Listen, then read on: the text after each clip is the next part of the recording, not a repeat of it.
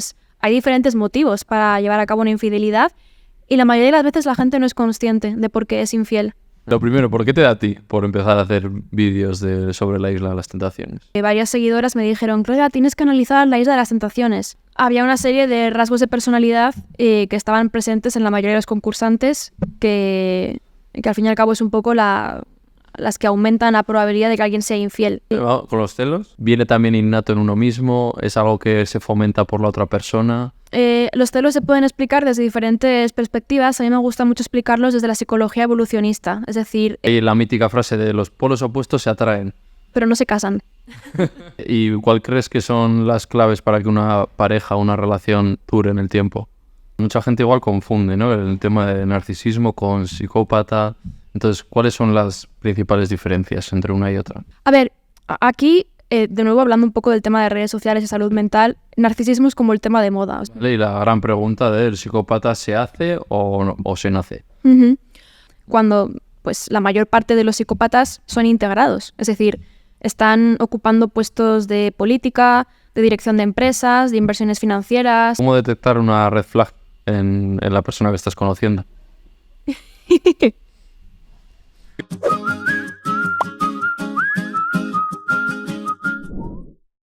Nuevo episodio de Animales Humanos. ¿Dónde está mi cámara? Ahí está. Bienvenidos y bienvenidas un día más a la jungla del Kukaluska con una invitada de lujo que os va a encantar seguro. Tengo ya por aquí a mi cámara que es muy fan, ya está loca. Bueno, seguro que la conoceréis, es una psicóloga divulgadora en redes sociales, está muy fuerte, la habréis visto seguro en muchos sitios.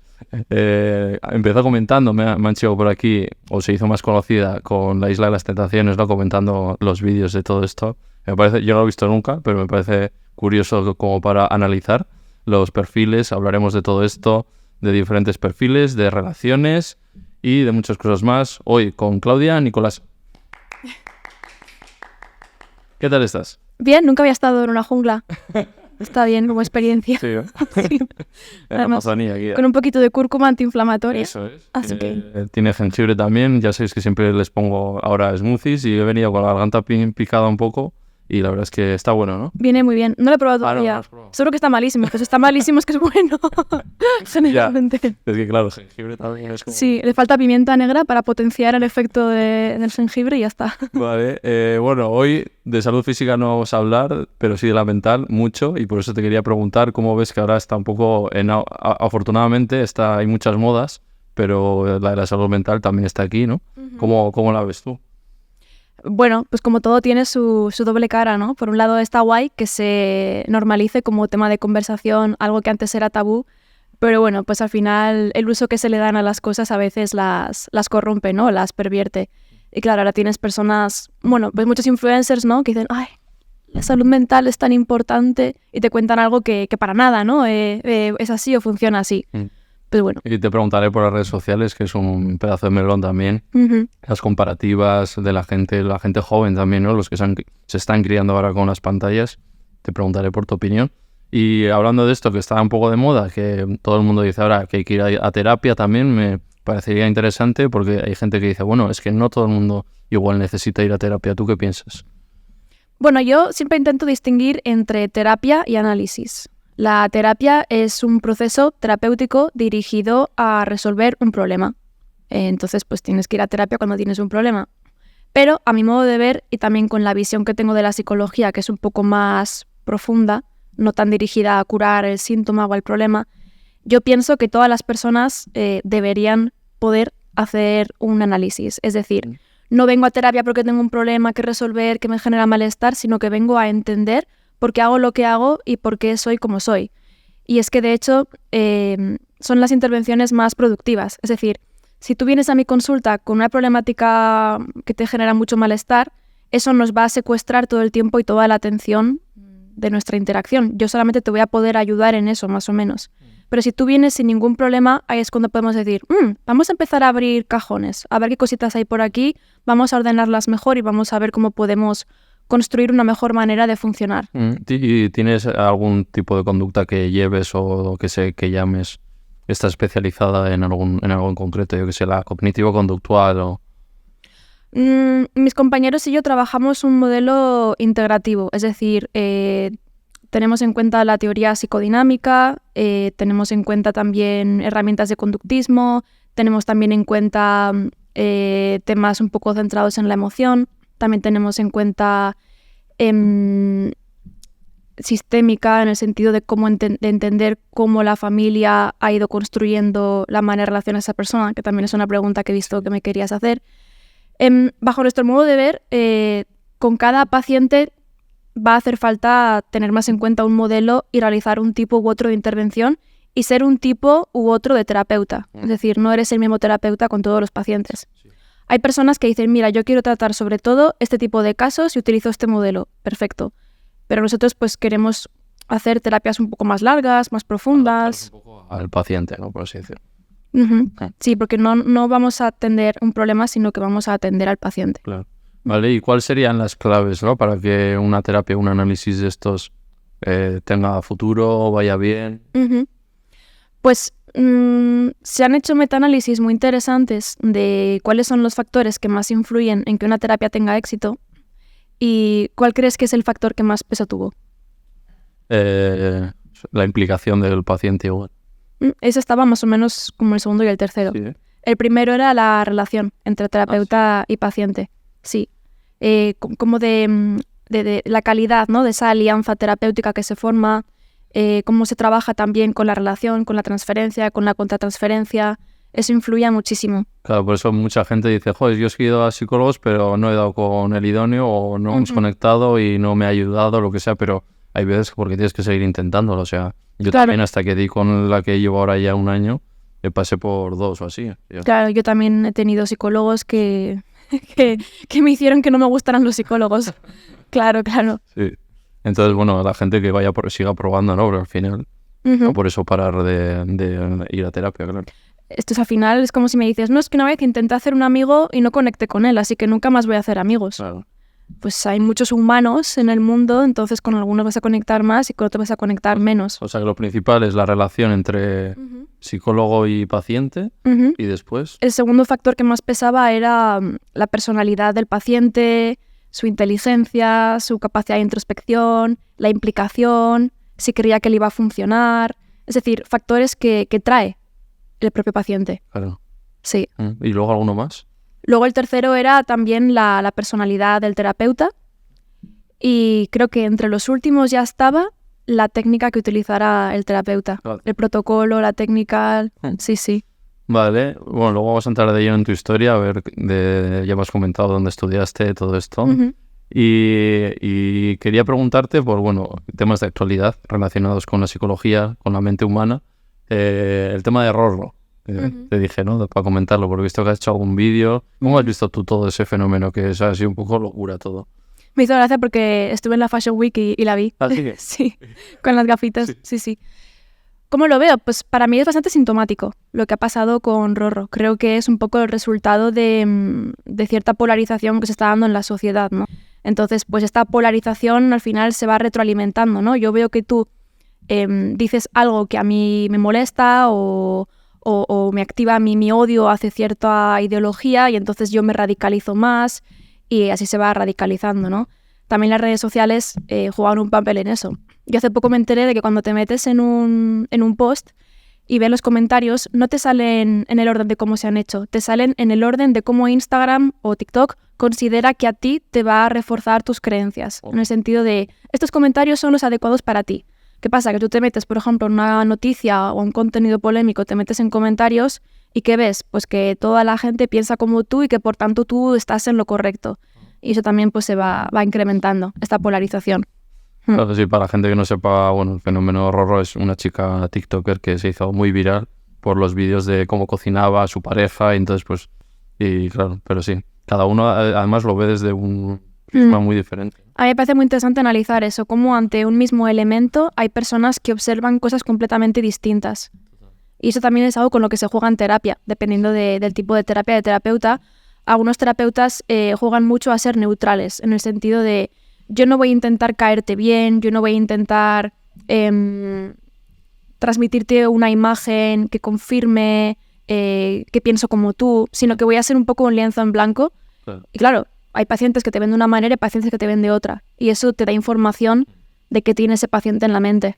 Claro, porque en la mente, ante una misma, esta entrevista, por ejemplo, otras muchas, me hace gracia que a veces en una misma entrevista veo comentarios uno encima del otro de me ha encantado la entrevista, qué bien lo has hecho, qué invitado tal, y otro debajo de me ha parecido una entrevista horrible y fatal. O sea, ante un mismo producto. Totalmente. Y cuando eres creador de contenido te puedes volver loco con eso. A mí me pasa a veces. Y eso al final la respuesta es porque la mente de ellos ya prejuzgada desde antes, yo creo que hasta de ver el vídeo muchas veces, y ya la predisposición ya es, ya me gusta este chico o este podcast, entonces ya voy a tener, ¿no?, como más predisposición. Y el que ya entra un poco así. Claro, al final cada uno tenemos nuestra construcción de ideas, entonces al observar un elemento pues se va a activar nuestro sistema de ideas, ¿no? Y a alguno pues le va a activar de una manera agradable y a otro de una manera desagradable. Por eso la frase está de lo que dice Pedro de Paco, dice más de Pedro que de Paco. Sí, aunque a mí me gusta más una versión un poco más elegante, que es algo así como dejas de preocuparte por agradar a todo el mundo cuando entiendes que una opinión es una confesión. Claro. Me gusta mucho ese. Vale, y luego otro que he visto de una persona que vino por aquí hace poco, de Tamayo. He visto que has hecho un vídeo analizando el perfil de... Está bueno, ¿no? Sí. Eso, de una persona que vino por aquí, que es Tamayo, he visto que has hecho un vídeo analizando un poco el perfil del Lluís Gros, ¿no? Que es Sí. el protagonista un poco del documental. ¿Qué nos puedes contar de qué has visto, que has podido analizar de ese documental? Bueno, en este vídeo primero hablé un poco de algunos pues, rasgos de personalidad que podemos ver en la conducta de este hombre. Después hablé sobre cómo impacta en la víctima al recibir abusos de este tipo. Y después hablé sobre algunos motivos psicológicos que pueden llevar a una persona a que sienta... Entonces tú le ves que sí que tiene un perfil narcisista. Sí. Empezamos porque este hombre recibe una sentencia de 24 años de cárcel. ¿Y qué se le ocurre? ¿Escaparse, esconderse, refugiarse, redimirse? No, pide que sea un documental sobre su vida. O sea, vamos a darnos cuenta de cómo el contexto da sentido a una conducta, ¿no? Además, te das cuenta de que conforme le van grabando, pues él está encantado de ser él mismo, ¿no? Es como, hola, soy Lluís Gros, esta es la historia de mi vida, y lo cuenta como si fuera algo épico, ¿no? Lo que él ha hecho, lo que él es. Otro rasgo también muy importante de narcisismo que cumple este hombre es el victimismo. Constantemente él es la víctima, ¿no?, de lo que está sucediendo. Es toda una conspiración, es un complot para sacarle dinero, pobre él, que la gente le mira mal, que su madre se ha muerto, que él está mayor, que tiene una hidrocefalia. Todo el rato es pobre yo, pobre yo, pobre yo. Sí. Me lo dijo Tamayo, que preguntaba a una psicóloga antes de reunirse con él y le dijo, mira, te va a decir, se va a hacer la víctima, te va a alabar que eres un... Y me dice, y es que total, llegó, es que me han rayado el coche, es que no sé qué, y oye, eres un crack, Tamayo, las cosas que haces. O sea, que lo clavó. Sí, las personas solemos sentirnos especiales, pero a veces somos más predecibles de lo que pensamos. Vale, entonces entrando con esto que te quería preguntar del narcisismo, esos son un poco los rasgos, ¿no?, los que has comentado. A ver, aquí, de nuevo hablando un poco del tema de redes sociales y salud mental, narcisismo es como el tema de moda. O sea, podcast que me preguntan de narcisismo porque es como, vampiros, ¿dónde están, no? Hay muchos tipos de narcisismo. Vas a ver personas narcisistas comportándose de manera casi que opuesta, ¿no? Entonces, ¿quién es el narcisista, no? Para empezar hay que entender que hay diferentes tipos de narcisismo, pero lo importante es entender cuál es el mecanismo de función del narcisismo, ¿no? ¿Por qué alguien desarrolla conductas narcisistas? El narcisismo al final es una construcción de personalidad de defensa. Es decir, hay una herida que puede ser, por ejemplo, haberte sentido pequeño, haberte sentido ignorado, haberte sentido insuficiente, etcétera. Y tú, para compensar ese déficit, esa carencia, vas construyendo un poco como un castillo hinchable, ¿no? Ah, mira qué grande soy, cuánto me valoro, pero en realidad hay poco. Claro, hay diferentes tipos. Por ejemplo, vemos que Lluís Gros sí que está encantado de ser él mismo, pero tampoco tiene esos aires de grandeza, no es ese perfil como podemos pensar, ¿no?, que nos viene a la cabeza cuando pensamos en un narcisista. Es más, un narcisista que se llama... ahora no me sale el nombre. Bueno, el que va un poco como de víctima, ¿sí? Es como el encubierto, el inhibido, tiene diferentes nombres. Y luego que se siente impune también, ¿no? Porque con lo de los Mossos o lo que sea, decía, me dan igual las multas, a mí solo no me juzgan y Dios. Claro, exacto, ese soy intocable, sí. Pero, por ejemplo, este perfil que te comento, el de narcisista encubierto o el inhibido, a la gente le cuesta mucho detectarlo, porque se piensan que el narcisista siempre es alguien que va con aires de grandeza. Y este es un perfil que, por ejemplo, no se atreve a mostrarse o a hacer las cosas porque tiene un ego muy frágil. Entonces, en vez de, por ejemplo, pavonearse delante del escenario, como pensaríamos que hace un narcisista, te va a decir, bah, eso es una chorrada. Quien hace eso es porque le hace falta atención, ¿no? Y en realidad está deseando poder salir. Solo que como tiene una autoestima tan frágil, no se atreve a salir, ¿no? Es este perfil, por ejemplo, en redes sociales que siempre está criticando a quien se atreve, ¿no? A quien se lanza, a quien hace cosas. Y no lo hace en el sentido de, bueno, podrías hacerlo mejor, te recomiendo esto. Es en el sentido de, él desearía hacer eso. O igual le llama hasta narcisista a otra persona que se atreve a hacer otra cosa, ¿no? 100%, claro, claro. Lo estás siendo porque tú también estás como dándote un valor de lo que yo digo contra esta persona es la válida y lo moral correcto, ¿no? Claro, de nuevo eso que decíamos, una opinión a veces es una confesión, ¿no? Claro, cuando tú... al final, la mayoría de los comportamientos de las personas tienen cierto punto de ambigüedad, porque tú no estás en la mente de la persona que está haciendo eso, ¿no? Yo estoy contigo frente a ti haciendo un podcast y yo puedo sacar un montón de hipótesis de por qué tú estás haciendo un podcast, pero yo no estoy en tu cabeza, yo no sé tu historia personal, no sé tus pensamientos, no sé tu contexto. Entonces, mis hipótesis van a hablar de mis ideas, mis creencias, mis experiencias, la gente que yo he conocido. Entonces, al final, esas hipótesis van a hablar de mí. O si yo digo, este chico quiere hacer un podcast porque tiene ganas de aportar algo diferente y una mirada distinta a los fenómenos. Pues también está hablando, ¿no?, de cómo yo pienso. Yo desconfío mucho de la gente que desconfía, ¿no?, de las personas, este perfil un poco paranoide. En relaciones también los hay, ¿no? Y es un perfil muy marcado, que luego vamos a entrar en la Isla de las Tentaciones. O cómo pueden ver, como ella ha dicho, me di cuenta con sus vídeos, qué perfil es narcisista en cuanto a tener relaciones. Es complicado de nuevo porque hay diferentes tipos, pero evidentemente pues algo muy importante es que le va a costar empatizar y tener en cuenta tus necesidades y tus emociones. En el sentido de, no me creo que en realidad tengas este problema, ¿no? No me creo que en realidad te sientas así. Seguro que es porque X cosa, ¿no? O es un poco esa tendencia a pensar que sus necesidades, su situación es más importante, es más grave, es más prioritaria que la tuya propia. Sí, dice que otros, los narcisistas, como que le decían a ella que ella era narcisista. Claro, porque al final, si tú, como cualquier ser humano, expresas tus necesidades y esa persona, bajo su sistema de creencias y baja empatía, cree que no son reales, que las usas para manipular, para llamar la atención. Claro, si yo no conecto con que tú como ser humano tienes necesidades emocionales, ¿qué voy a pensar? Que las utilizas, por ejemplo, ¿no? Evidentemente, esto que acabo de decir no es suficiente para decir si una persona es narcisista, tienen que hacer otros comportamientos, ¿no? También ¿Con ser posesivo tiene algo que ver? Habrá algunos que sean posesivos y otros que no. Sobre todo es eso, esa dificultad para conectar con la vulnerabilidad, para mostrarse tal y como es, con sus defectos, con sus virtudes, la cara completa de la moneda. Y luego, claro, mucha gente igual confunde, ¿no?, el tema de narcisismo con psicópata. Entonces, ¿cuáles son las principales diferencias entre una y otra? Pues, a ver, siempre intento remarcar a la gente que al final todos los rasgos de personalidad son un poco como un abanico, ¿no?, de blanco a negro. Tú puedes ser un pelín narcisista, lo cual no tiene nada de malo, porque dependiendo, por ejemplo, qué profesión tengas, te puede venir bien. Y vas aumentando al final de intensidad hasta que ya tienes un narcisismo tan grave y que tanto te ha comido que al final tu comportamiento es prácticamente psicopático. Es decir, a efectos de conducta ya no hay casi diferencia. O no la hay prácticamente, ¿no? Cuando ya estamos hablando de un perfil narcisista con un trastorno muy grave. Pero hay que entender que al final no es que seas narcisista o no lo seas, es que lo eres en mayor o menor medida. Es fácil confundirlos porque algunos perfiles narcisistas graves se van a comportar prácticamente como un psicópata, ¿vale? Al final, si tú desarrollas esta personalidad narcisista como defensa de la que hemos hablado y se va reforzando y se va rearmando conforme vas cumpliendo años, es muy fácil que termines comportándote prácticamente como un psicópata, con cero empatía, con cero remordimiento, con cero culpa, que estas son las dos principales características para definir a un psicópata.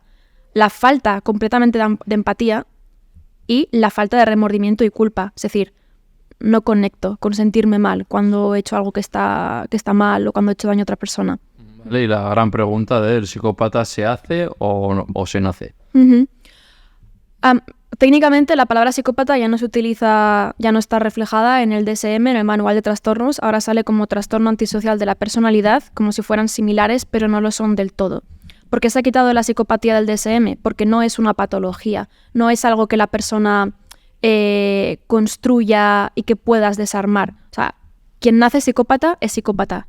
Otra cosa es que a través de la educación podamos integrar a esta persona en la sociedad y que no se dedique a hacer daño y a delinquir. Pero si nace en un contexto con poca disciplina, con pocas reglas, con pocos castigos, con violencia en casa, con caos, es posible que desarrolle conductas antisociales y termine entrando en este cajón de trastorno antisocial de la personalidad.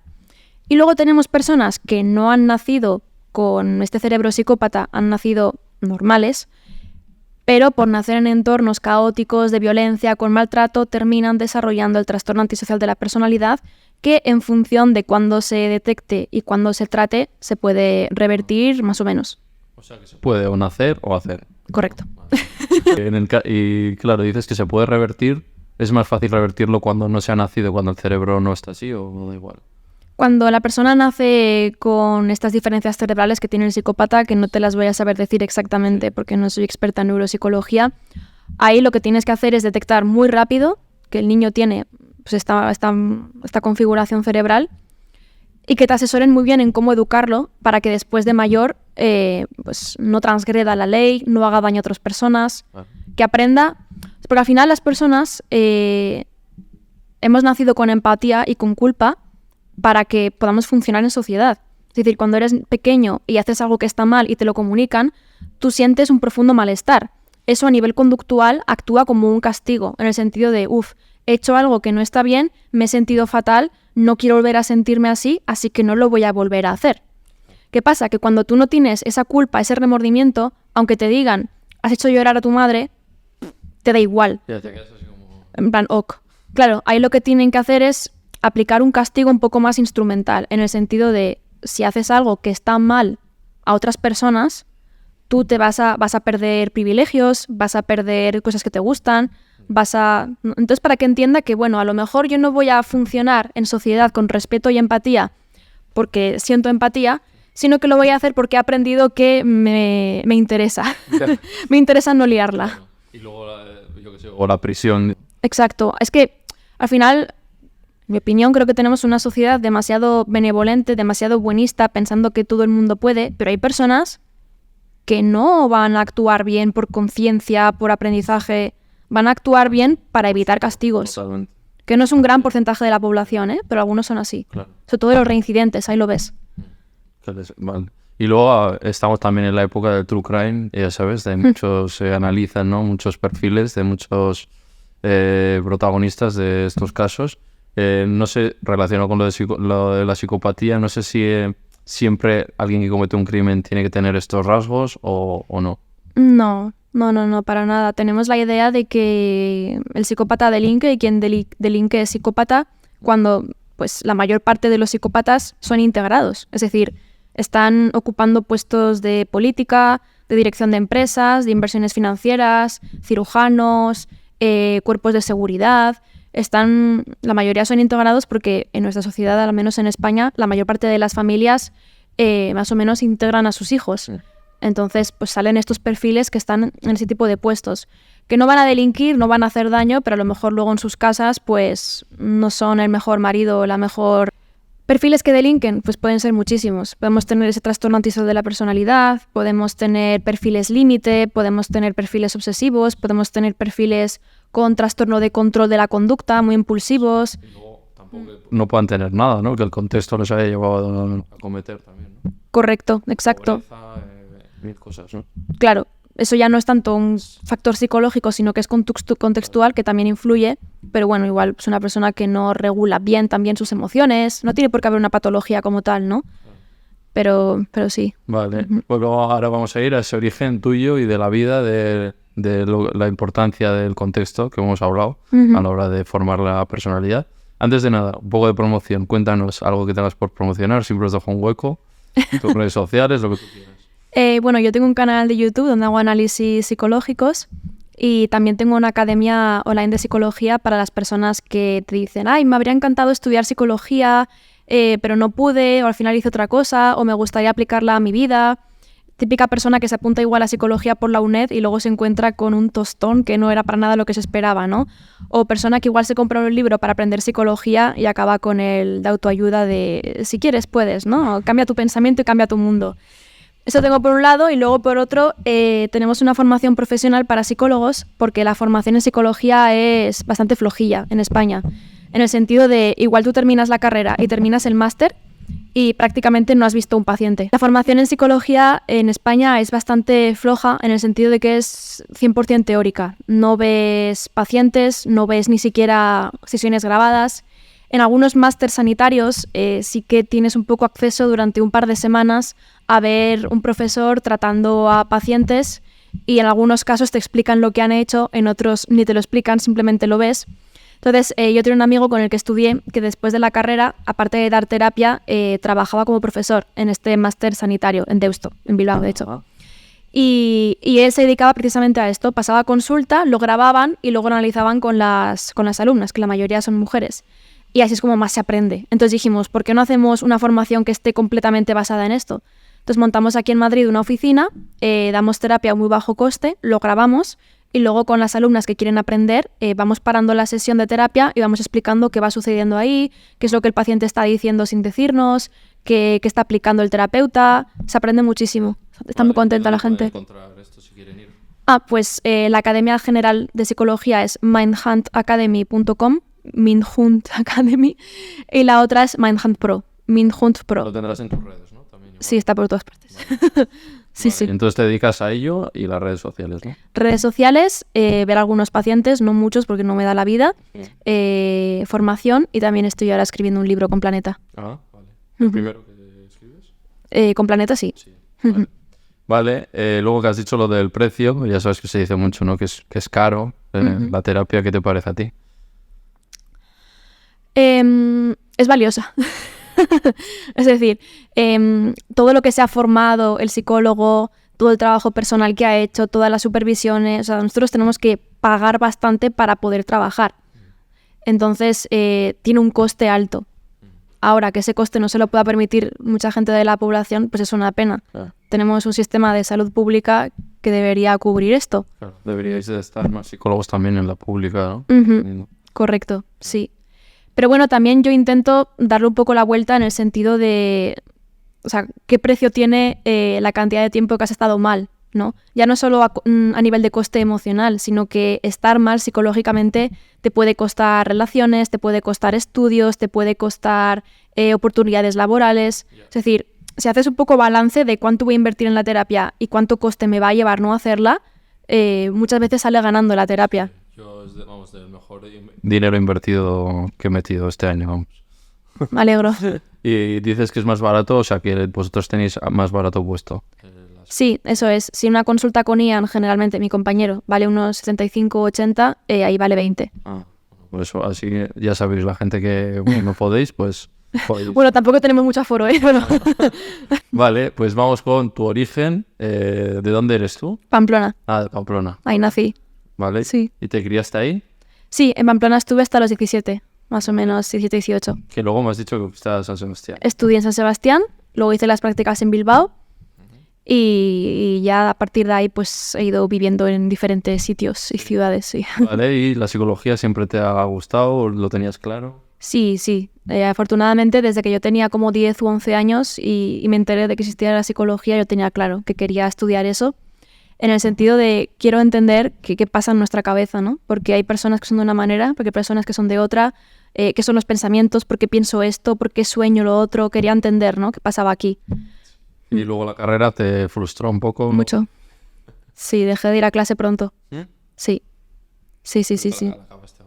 Sí, la acabé con muy buena nota, claro. O sea... Igual hacía pillas. No, o sea, dejé de ir a clase las que no eran obligatorias porque es que era absurdo. Desde casa, Claro, totalmente. O sea, lamentablemente he aprendido más leyendo libros, leyendo autores, leyendo estudios, haciendo formaciones que a lo mejor no son oficiales. Lo más práctico, Claro, que yendo, o sea, que en la universidad, carrera, máster, Es una pena, pero es así.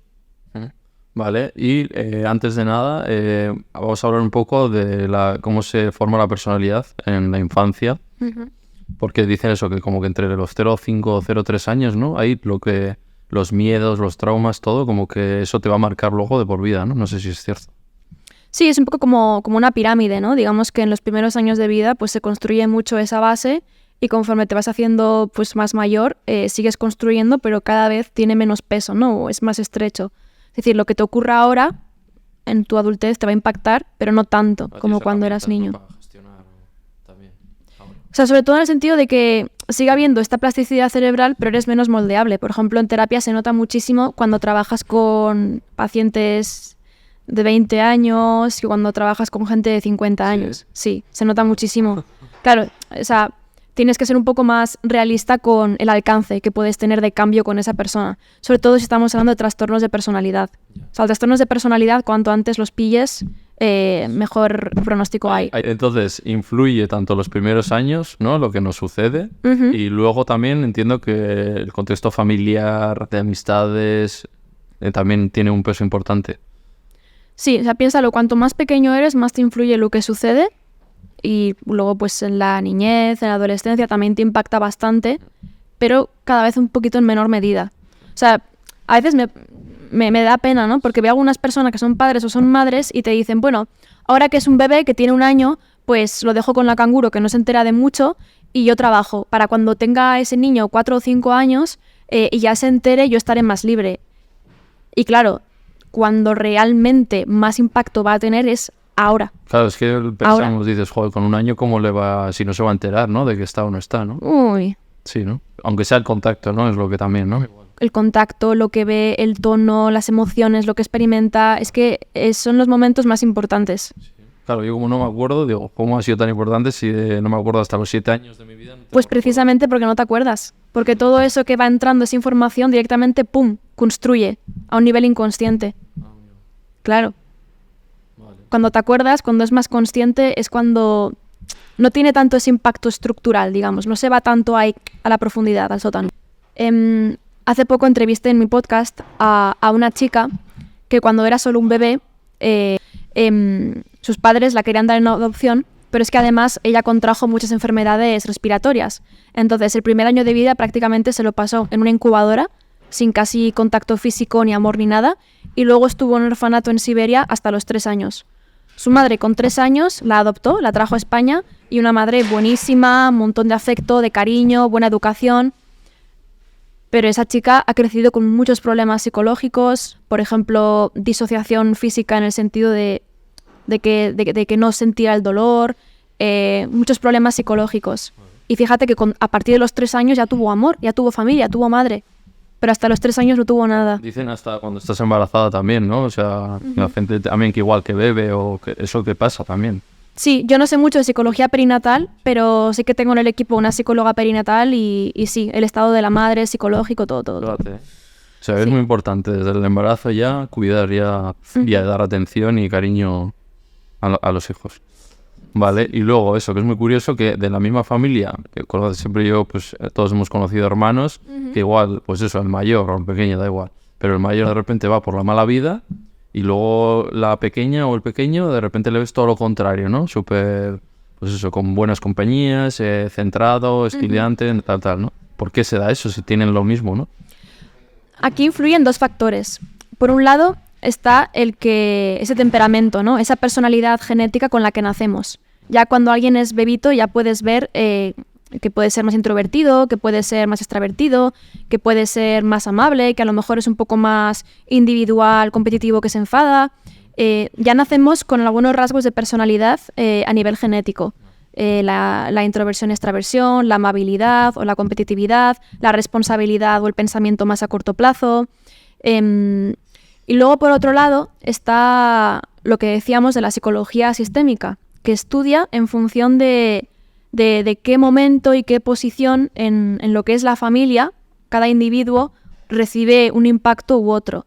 Un rol, una asignación de conducta, unas dinámicas que se van generando.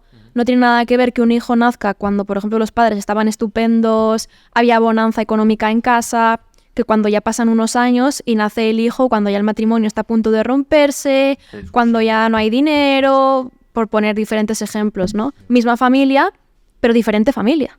No es la misma familia. Vale. Y luego las compañías también. Igual tienes un grupo de amigos que es de una forma y la otra persona otra.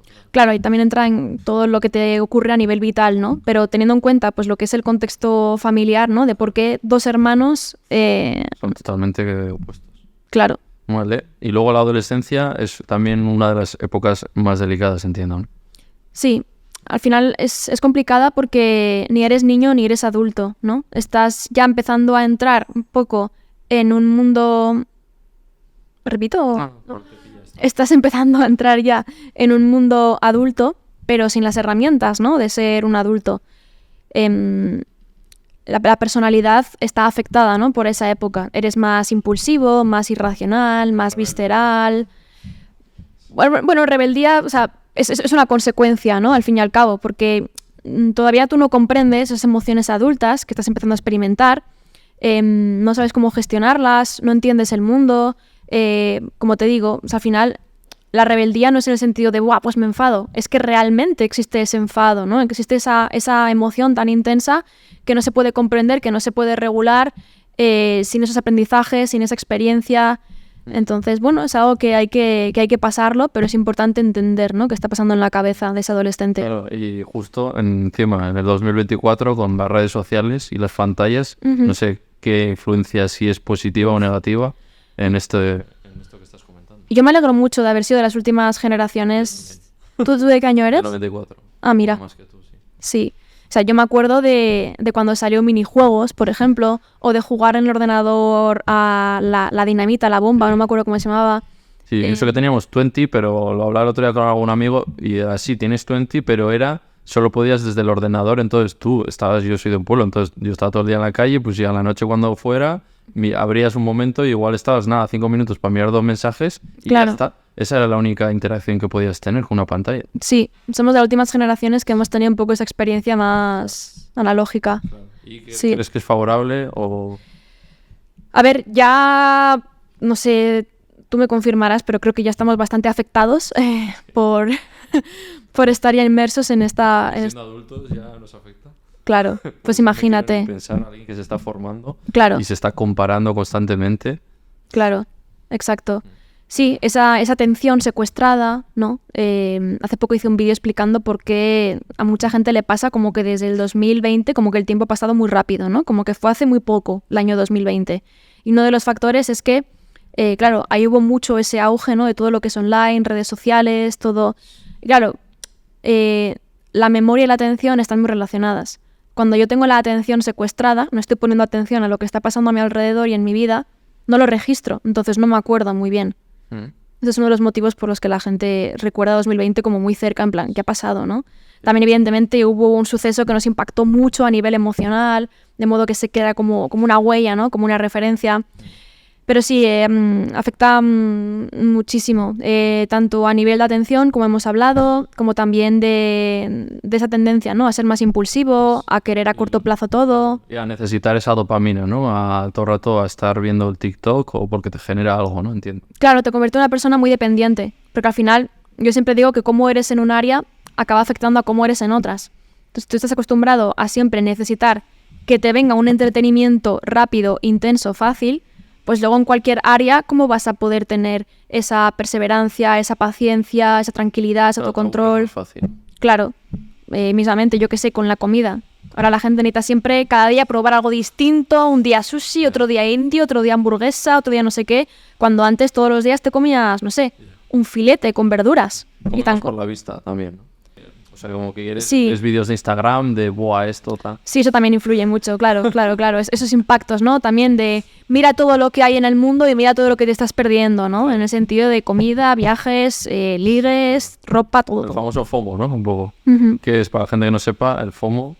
Es darte cuenta de que hay cosas que no estás teniendo y te genera mucha ansiedad el no poder vivir, experimentar o tener eso. Entonces piensas... Sientes todo esto, ¿no? Lo pasarán. Luego no estoy viajando, no estoy haciendo los adolescentes y nosotros, Sí, o sea, también. te digo. Sí, sí, Y yo a veces, o sea, mira, yo soy una persona que no me gusta nada salir de fiesta, me encanta estar en mi casa tranquila con mis gatos, con mi mascarilla facial, con mi serie, pero igual abres redes sociales y ves a alguien ahí, no sé dónde, y dices, jolín, tengo 28 años, igual debería estar haciendo eso, ¿no? Y luego lo intento y digo, es que esto no es para mí. Pero como te muestran, ¿no? Pues es Solo lo que lo tú bueno decías, también, claro. te comparas también. Claro. Mm. Y claro, ¿y cómo afectará a un adolescente que esté comparando todo el rato con cuerpos o con vidas idílicas Ujú. de influencers? O Sí. entiendo que eso tiene un componente negativo. Y hace poco un vídeo muy guay de... cogían a madres y a sus hijas adolescentes y le preguntaban a las madres, ¿tú qué opinas de que tu hija consuma TikTok, redes sociales? Y ellas, muy bien, mi hija está bien, no tiene ningún problema, no sé qué, no sé cuál. Entonces la sentaban a la madre y a la hija y ponían una pantalla e iban deslizando el feed que le salía a la niña en TikTok. Y claro, salía Get Ready With Me para no sé qué, cómo hice para que mis piernas no sé qué, no sé cuál, cómo saber si ese chico... Y claro, la madre iba viendo los impactos que recibía su hija diariamente y las madres se ponían a llorar. Wow. Sí, te he oído decir que tú, si tuvieras hijos, que las pantallas lo más tarde posible, ¿no? Es algo que dices, también muchos padres lo dicen y luego cuando tienen hijos pues es muy complicado porque vives en un mundo con más personas y por mucho que tú a tu hijo le digas pantalla no y tiene todos los de clase pantalla sí, es muy complicado, a no ser que te vayas a vivir a un... Muy complicado. Al final pues es el tema de la psicología, ¿no? Que importa lo individual pero también importa mucho lo contextual y lo social y no somos impermeables, nos afecta lo que hay alrededor. Vale. Bueno, como siempre, les ofrezco a mis invitados, como estamos aquí en un vegano que se llama el Cucalusca, que lo tenéis aquí, os lo dejaré por aquí. Es un venezolano vegano muy rico, con esta vez pues una tostada con pavo pavo vegano de Eura, que seguro que los veganos sabéis de cuál hablo. Y nada, vamos a hacer ahora un break para degustarlo. Estábamos con las redes sociales, con lo que afecta. ¿Qué consejos le darías a alguien que tiene una dependencia brutal, que tiene como una ansiedad con las redes sociales? Es complicado, la verdad. Es complicado porque mira que yo estoy muy concienciada, estoy bastante en contra y en cuanto lo pruebas un poco, te atrapa. Por mucho que hagas jornadas sin... Poner un límite, ¿no? De 1 hora máximo, no sé qué, ¿no? Claro. Al final, al ser algo tan adictivo y tan complicado, creo que sobre todo hay que tomar un poco medidas conductuales en el sentido de, como tú has dicho, ponerme horarios para utilizar ese móvil y también intentar que la vida sin el móvil también sea reforzante. Sí, que ese rato que estás, porque al final muchas veces cogemos el móvil para evadirnos, ¿no? De esa realidad, para desconectarnos, pero si yo no tengo motivos para desconectarme de esa realidad, me va a ser más fácil estar presente. Salir con los amigos, darte una vuelta, ¿no? Un paseo, siempre en contacto con la gente. Claro, y a veces pasa, ¿no? Que como dedicamos tanto tiempo en el día al móvil, a redes sociales y nos secuestra tanto, casi que se nos olvida un poco qué había en nuestra vida antes, ¿no? ¿Qué hacía yo antes, ¿no? Antes de dormir, cuando llegaba a casa, ¿qué hacía yo cuando estaba en un autobús sin nada que hacer ese rato? Total. Pues recuperar un poco esas cosas. Y también yo abogo por intentar, en general, llevar una vida menos dopaminérgica, en el sentido de no buscar tanto ese placer y ese refuerzo fácil e inmediato en todas las áreas. En la rutina... Ahora en las relaciones es lo que te he escuchado alguna vez, que también es así, ¿no? De todo rápido y... Claro, exacto. Entonces, de alguna manera, como programarme para que mi cerebro se acostumbre a encontrar placer e interés en cosas sencillas. Y tú tienes también a compararte cuando estás en redes, caes también. Es que yo consumo muy poco redes sociales, en realidad. Ahora he empezado a usar un poco más TikTok, Sí. porque de ahí me sale mucho contenido también para analizar. Sí. Y porque, bueno, entreno un poco el algoritmo para que me enseñe, pues yo qué sé, memes, sí, gatos y cosas así. Pero no sigo a influencers, no sigo a grandes personalidades. No, o sea, creo que también otro consejo interesante para esto es pararte mucho a analizar cómo te está haciendo sentir cada cosa que haces, ¿no? Imagínate, abres Instagram, ves historias unos minutos, paras y en vez de ir a otra cosa, párate y analiza cómo te sientes. Ya ¿Estás te mejor que antes? Muchas veces mal, ¿eh? Yo por eso hace mucho que no veo apenas stories. O sea, igual veo 5 y así y ya paro porque eso. Claro, eso es muy importante, conectar con cómo te hace sentir las cosas, esto de información de que es dañino para ti o no. Total. Y he visto que te autoeducas cada día, ¿no? Algo así he visto. Justo a eso me refiero. a decir, entender que yo cada día estoy de alguna manera programando mi mente, ¿no? Entonces, ¿qué actos quiero hacer en el día a día que me acerquen a la persona que yo quiero ser? ¿Esta conducta que voy a hacer refleja a la persona que yo quiero ser? Fíjate, yo ayer estaba por la calle y estaba haciendo cosas en el móvil mientras caminaba. Y de repente veo a un montón de personas yendo así en el móvil. Entonces me vi reflejada y dije, ostras, yo no quiero ser así, ¿no? Y lo guardé. O a veces, no sé, no somos conscientes, pero cuando estamos con el móvil estamos como así, encorvados. Yo ya ni te cuento. Si tuviéramos un espejo al lado y nos viéramos así encorvados, diríamos, ¿pero qué estoy haciendo? ¿No? Total. Vale, autoeducarse en todo eso y analizarse. Sí, porque a veces pensamos, bueno, mis padres me educaron y ya salgo al mundo así. No, ahora te toca a ti decir, ponerte límites a ti mismo, ponerte normas, educarte, ¿no? Decir, oye, ¿qué valores quiero tener, ¿no? ¿Qué tipo de persona quiero ser? Vale. Pues vamos al bloque importante que seguro que muchos y muchas estáis deseando que entremos, que es el tema de las relaciones, la isla. La isla. La isla de aquí, que estamos en la jungla. Vale, lo primero, ¿por qué te da a ti por empezar a hacer vídeos sobre la isla de las tentaciones? Yo empecé a hacer algunos análisis psicológicos en YouTube de películas y así, y entonces varias seguidoras me dijeron, Clara, tienes que analizar la isla de las tentaciones. Y ¿Tú lo veías? No, yo les decía, no voy a analizar eso porque a mí no me gustan esos programas, no me gustan los realities, no me gusta la televisión, no quiero hacerlo. Pero me lo decían y yo, bueno, vamos a escuchar. Entonces me puse un capítulo en directo con la gente en Twitch, me quedé en silencio y les dije, vale, tenéis razón. Sí, ¿no? Sí. ¿Cómo fue ver ese primer capítulo? ¿Ah? ¿Cómo fue ver ese primer capítulo? Pues creo que fue porque me lo decían cuando estaban emitiendo la primera temporada. Sí. Y yo pasé. Y cuando ya empezó la segunda, me volvieron a insistir. Dije, venga, vamos a dar una oportunidad a lo que dicen. Y me puse ese primer capítulo en el que presentan a las parejas, en el que conocen a los solteros, como el que más vidilla tiene, ¿no? De los capítulos. Y ahí dije, ostras, aquí hay perfiles, aquí hay dinámicas, aquí hay conductas, aquí hay patrones que son muy buen ejemplo para analizar. Y así empezó. Pues vamos a ellos. ¿Cuáles eran los principales conductas, las principales conductas que veías? Bueno, para empezar, había una serie de rasgos de personalidad que estaban presentes en la mayoría de los concursantes, que al fin y al cabo es un poco las que aumentan la probabilidad de que alguien sea infiel, ¿no?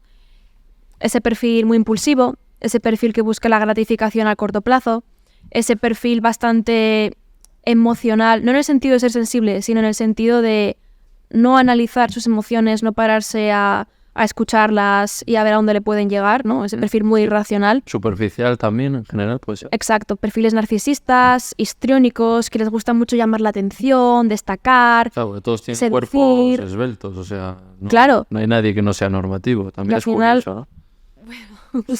Y al final algunos ya no solamente se liaban con solteros por atracción o lo que sea, sino por esa necesidad compulsiva de querer ser seducido y de conquistar, hasta el punto de que a veces veíamos a varias novias peleándose por un soltero, ¿no? En el sentido de, no, yo soy más valiosa, ¿no? Tiene que pelear por mí.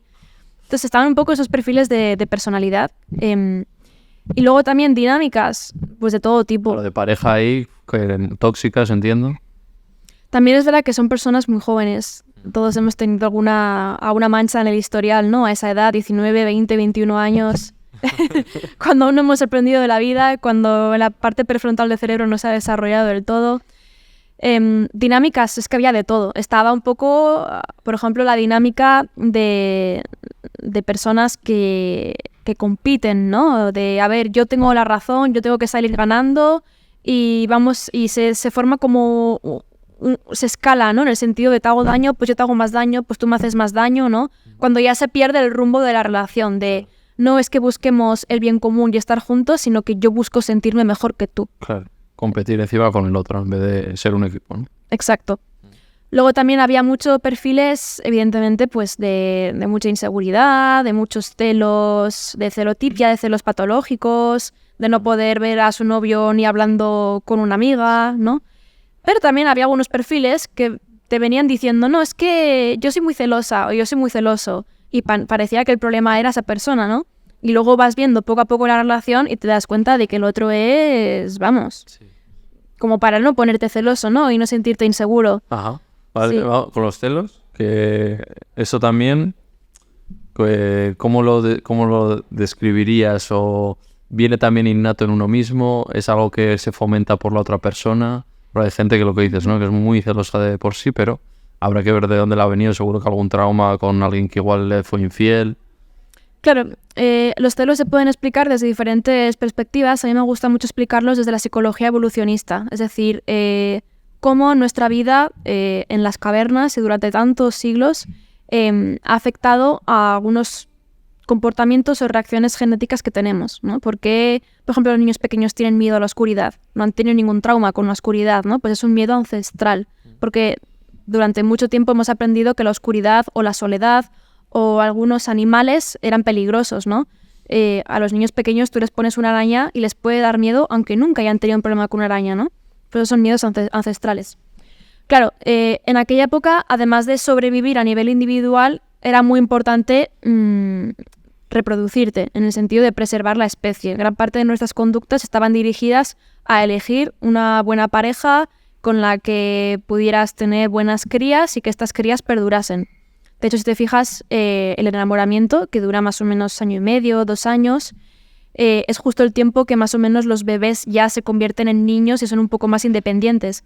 ¿Por qué? Porque en esos primeros 2 años somos muy vulnerables y es importante que los padres estén juntos, al menos en aquel entonces, pues para defender a las crías y que salieran adelante, ¿no? Todo esto, ¿por qué te lo cuento? Porque en aquel entonces que tu pareja reproductiva, porque no era matrimonio ni nada, se fuera con otro a reproducirse, pues era una gran amenaza para ti. Para el hombre era una gran amenaza porque a lo mejor se quedaba cuidando de crías que no eran suyas. Y para la mujer era una gran amenaza porque a lo mejor da a luz a las crías de uno que luego la abandona y mueren todos. Entonces, en esa época, pues adquirimos un sistema de alerta que se llama celos para indicarnos cuando esa pareja que tenemos, con la que queremos tener crías o vamos a tenerlas, se está pudiendo ir con otro. Pero bueno, luego ya a lo largo se ha ido disminuyendo, entiendo, porque también puede ser autónomo, autónoma, ser padre independiente también, ¿no? Claro, pero el tema es que estos cambios sociales que hemos experimentado son esto frente a esto que durante tantos... Claro, exacto.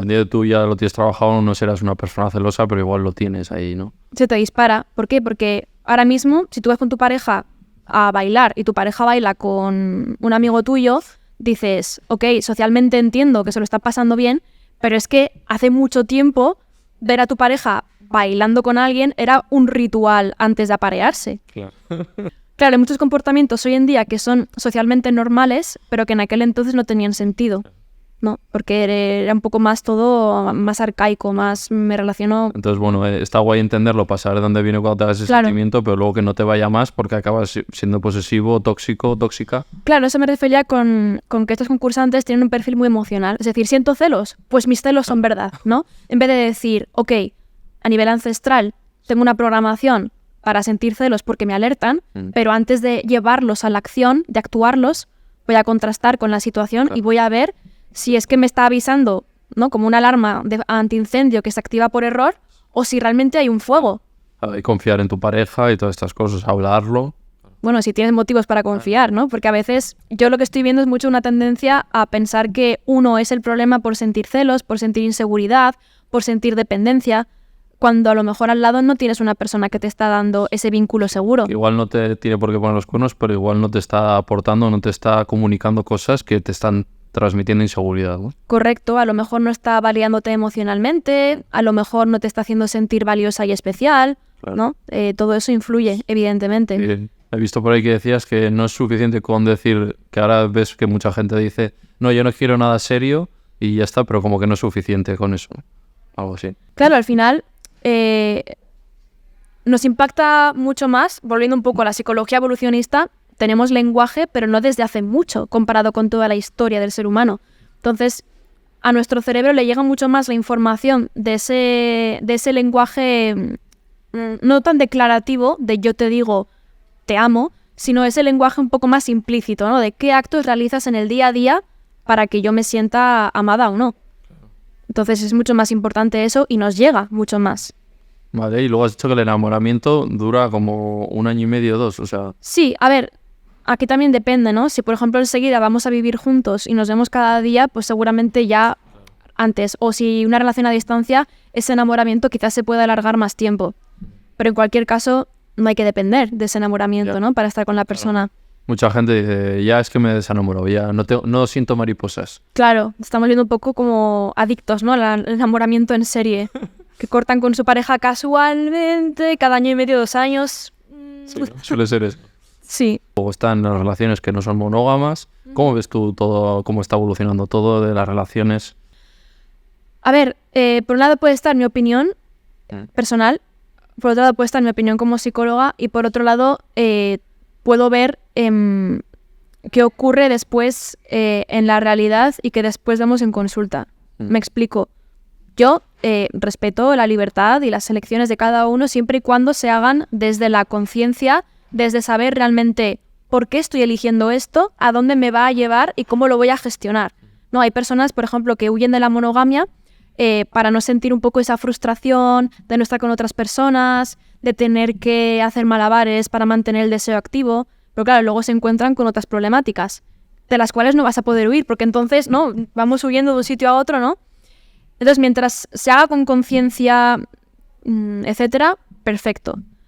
Ahora bien, lo que estamos viendo, muchos colegas míos de profesión, es que en la mayoría de los casos no funciona. En abierto. Uh-huh. Sí. Bueno, Sí. también hay gente que igual te está viendo que tiene abierta y te dirá, pues anda que las monógamas que hay un 60% de divorcios o... Es que las relaciones son complicadas. Claro. Claro, no es cuestión de qué es mejor o qué es peor. Por eso que no hay ninguna... Es cuestión de entender qué precio tengo que pagar en cada una de las elecciones que hago, ¿no? Ayer me estaban haciendo depilación láser y me decía, ¿y hoy ya has terminado de trabajar? Y yo, bueno, cuando eres autónomo a veces pues nunca dejas de trabajar, ¿no? Y estábamos hablando, ¿no? Pues mira, ella es empleada y tiene pues la tranquilidad de llegar a casa, desconectar y tiene vacaciones, lo que sea. Pero tiene que estar todos los días allí. Yo soy autónoma, puedo trabajar mañana en Honolulu si quiero, pero tengo una responsabilidad y un riesgo importante. Entonces, pues esto es lo mismo en las relaciones de pareja. Total. O sea, démonos cuenta, por ejemplo, era muy interesante ver cómo a lo mejor a nivel social la transgresión o la infidelidad es, no sé, darte un beso o acostarte con alguien. Y ahí podíamos ver cómo cada pareja tenía sus propios límites, ¿no?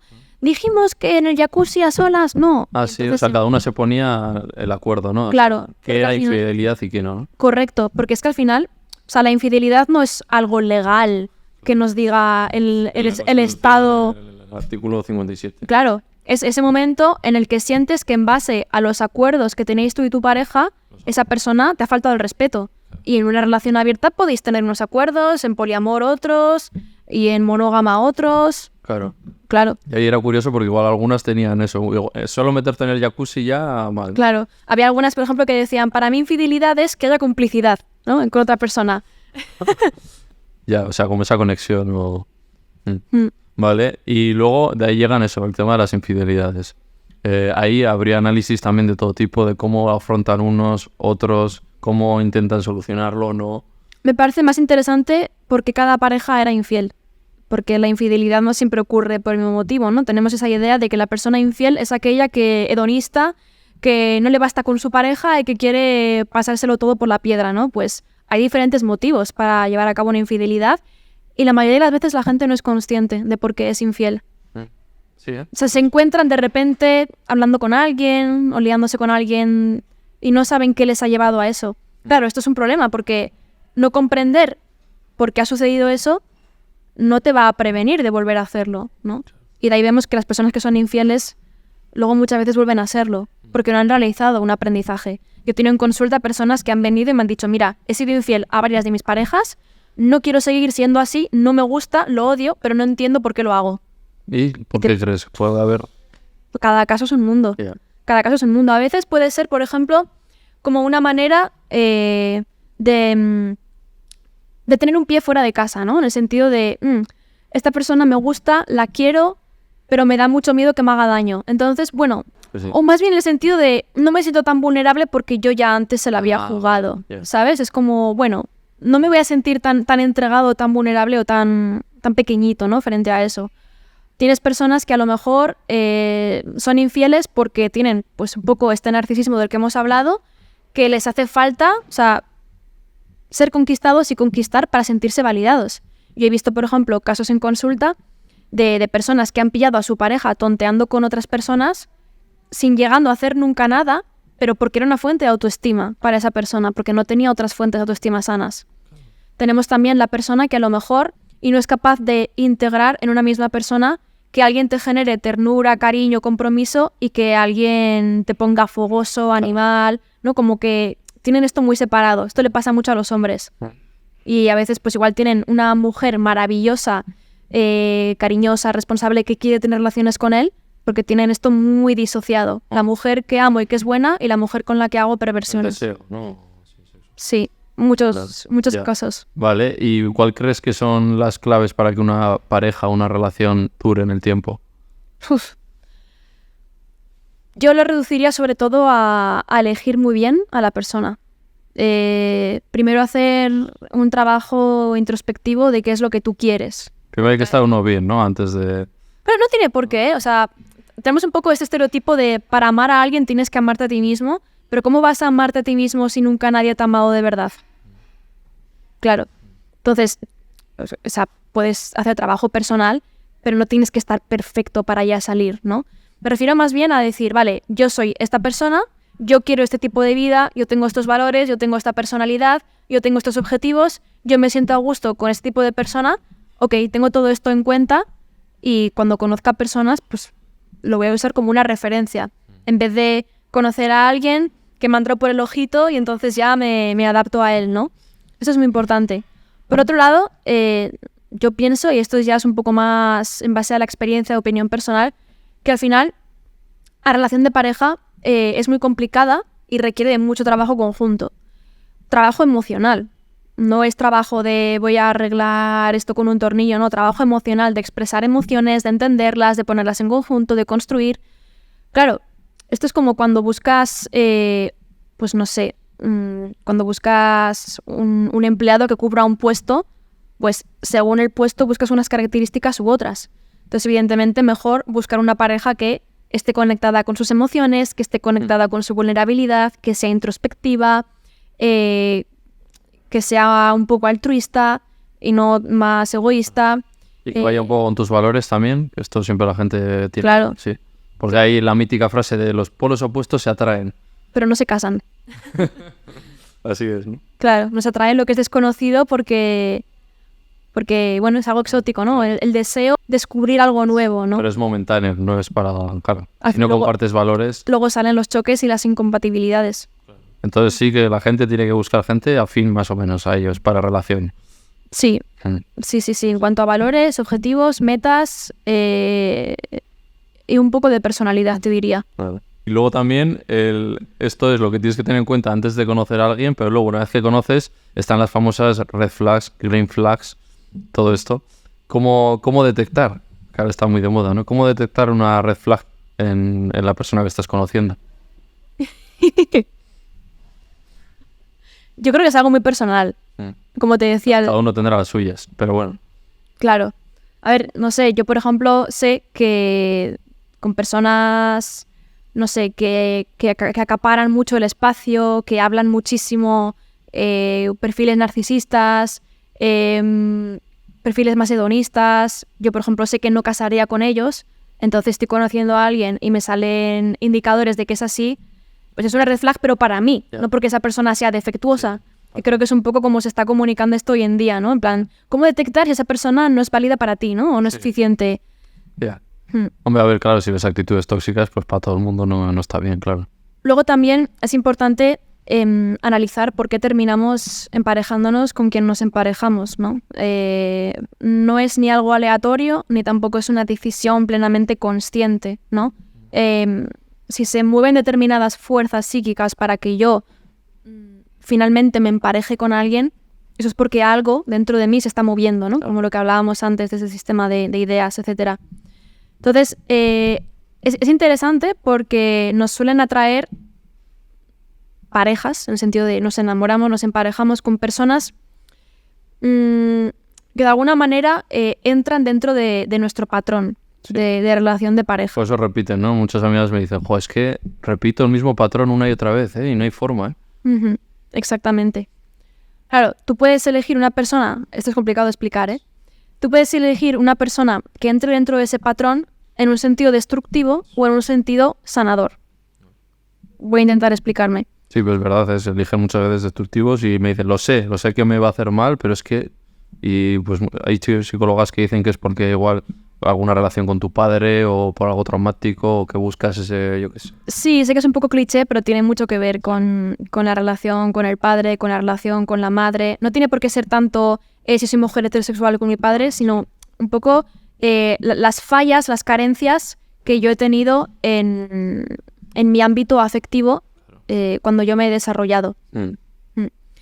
¿Qué pasa? Que además, o sea, no solamente esa persona entra en mi patrón, sino que yo entro en el suyo, tanto para lo bueno como para lo malo. Entonces, es frecuente que se dé como un poco un bucle, en el sentido de, tú haces algo que a lo mejor activa mi patrón, y entonces yo me pongo a la defensiva. Y entonces yo reacciono haciendo algo que pone a tu patrón a la defensiva. Y entonces es cuando entramos en un bucle. No sé si me estoy explicando, sí. Es complejo. Y luego entra el sanador o las ganas de yo le voy a cambiar, ¿no? Con sanador me refiero a, mira, yo soy consciente de que tengo este patrón y de que estas conductas tuyas lo activan. Y tú eres consciente de que tienes este patrón y sabes que estas conductas mías lo activan. En vez de repetir la historia en un sentido dañino y confirmar este patrón, vamos a detectar estos momentos en los cuales se activan y vamos a buscar otra manera de gestionarlos. Y así es como vamos a poder sanarlos. Yeah. ¿Me explico? Sí. Un ejemplo. Imagínate que en mi patrón está el buscar hombres poco emocionalmente disponibles porque a lo mejor tengo mala autoestima y necesito sentir como que conquisto a la persona más difícil para reforzarme, ¿no? Ya, eso también es verdad, ¿eh? Hay gente... Solo me gustan los chicos casados o los tíos que tienen novio y que sé que son difíciles. Uy, ahora vamos con ese patrón que también es muy interesante. Que yo digo, sí, pero sí. Pues, si es como... Es imposible porque no sé por qué te gusta eso. Ahora vamos con ese porque tiene tela. Entonces imagínate que me gustan esos hombres poco disponibles, ¿no? Y finalmente pues lo enamoro porque a lo mejor él tiene de patrón mujeres, no sé, a lo mejor con un perfil muy complaciente, etcétera, ¿no? Esto nos atrae porque está en nuestro patrón, pero al mismo tiempo nos va a generar rechazo más adelante. Es decir, a lo mejor tú me has atraído porque me parecías misterioso, difícil de conquistar, como muy valioso, y ya entramos en la relación y oye, eso ya deja de ser tan bonito. Luego igual cuando yo esté mal, vas a ser como una piedra, me vas a hacer sentir como una mierda. Claro. Y a lo mejor eso que a ti te atrajo de mí, de, ay, qué chica más atenta, más complaciente, cómo me cuida, a lo mejor eso más adelante se traduce en un, qué pesada se pone, que no me deja en paz, que todo el rato me persigue, que me pregunta qué me pasa, por qué tan frío estoy, ¿no? Un amigo me dijo que durante años que ha estado con la novia, había una chica que le tiraba los trastos, lo dejó con la novia y le empezó a hablar a la chica y le dijo, no, es que ahora ya no me atraes, después de dejarlo ya con la novia. Claro. Es por eso, claro, por lo imposible o el deseo ese. Exacto. Claro. Entonces, en este caso que te he puesto, si en vez de meternos en ese bucle de yo me pongo más frío, tú te pones más pesada, yo me pongo más frío, yo me pongo más pesada, decimos, vale, ¿qué está pasando aquí, no? ¿Qué traemos cada uno en su mochila? ¿Qué estamos activando? ¿Y cómo vamos a buscar otra manera de gestionarlo que no sea hacernos daño y confirmar este patrón, ¿no? Vale. Ahora, que le gustan los hombres casados, pues al final esto muchas veces surge de alguna manera de... es un poco complicado de explicar, pero bueno, ¿te suena un poco el complejo de Edipo, complejo de Electra? ¿Sí? Es un poco cuando este complejo de Edipo, complejo de Electra no se ha resuelto bien, por favor no me hagas explicarlo porque es muy complicado. Buscar en Google. Lo que le interesa a la gente es que cuando esto no se ha resuelto bien, pues surgen diferentes problemáticas o conflictivas. Y una de ellas es que yo aprendo a relacionarme a través de competir contra un tercero que no me permite acercarme a mi figura deseada. Madre mía, por tanto, yo localizo el deseo en una persona en tanto haya un tercero con el que rivalizo. Y se forma ese triángulo. Wow. Sí, es verdad. Sí, es verdad. Dice mi cámara, ves cómo es muy fan tuya. Es verdad. Amy Winehouse. Es muy buen ejemplo, sí. Amy Winehouse, su padre, abandonó a ella y a su madre por otra mujer. ¿Y qué hizo ella? Pues enamorarse constantemente de hombres que tenían pareja. Fíjate. O vaya, qué casualidad, ¿no? Vale, pues vamos terminando esto, en general los bloques, la entrevista, todo. Antes de nada, me gustaría preguntarte cómo ves la psicología de aquí a 10 años. ¿Cómo crees que va a ir evolucionando? Bueno, creo que va a haber mucha influencia de la inteligencia artificial. Espero que de alguna manera ayude a cubrir algunos déficits, sobre todo de cara a la prevención y de detección de problemas psicológicos, ¿no? Esas personas que a lo mejor no tienen acceso a una terapia, llevan en lista de espera la Seguridad Social 2 años, pues quizás surjan algunas herramientas con inteligencia artificial que no se van a equiparar nunca a una terapia profunda donde exista ese vínculo del que hemos hablado, pero a lo mejor sí que te den algunas herramientas, te oriente, acompañe de alguna manera. Vale. Yo creo que es un poco esa revolución que vamos a ver. ¿Y tú cómo te ves? ¿Cómo se ve Claudia en unos años? ¿En cuántos años? En 10. ¿En 10 años? Mi vida cambia extremadamente de un año a otro. Me lo pones muy difícil. ¿Qué te gustaría soñando? ¿Dónde te ves o dónde te focalizas? Pues me gustaría que todo lo que hago continuase igual de bien y funcionase igual de bien, pero saliéndome bastante de ese rol de administración, de gestión, de empresaria. Hace poco le dije a mi psicóloga, es que yo no quiero ser empresaria, quiero ser psicóloga, ¿no? Quiero centrarme en lo mío, en lo que me gusta. Pero claro, pues montar proyectos, negocios es complicado y a veces te toca hacer malabares y cubrir diferentes roles. Entonces delegar un poco, ¿no? Te ves delegando eso. Sí, estoy intentándolo, pero claro, pues es algo poco a poco y cuesta. Vale, y luego, antes de las 3 últimas preguntas, siempre suelo preguntar pues cosas de la felicidad, el éxito, ¿no? El fracaso a la gente que viene, que es gente muy conocida en general. Entonces, claro, una psicóloga me interesa también que me diga desde un punto de vista de la mente qué es la felicidad. Te lo voy a decir desde mi punto de vista de Claudia psicóloga, no como psicóloga, porque cada psicólogo lo ve de una manera. Para mí, la felicidad, para empezar, más que felicidad, diría bienestar. Y creo que parte de, primero, haber hecho ese análisis y ser consciente de dónde vienes, quién eres y a dónde quieres ir. Y después, que en el día a día tus acciones sean coherentes con eso que tú quieres ser. O sea, para mí el bienestar viene mucho de la coherencia, de decir, yo soy esto, yo vengo de esto, lo estoy sanando, sé dónde quiero ir y estoy en ese camino.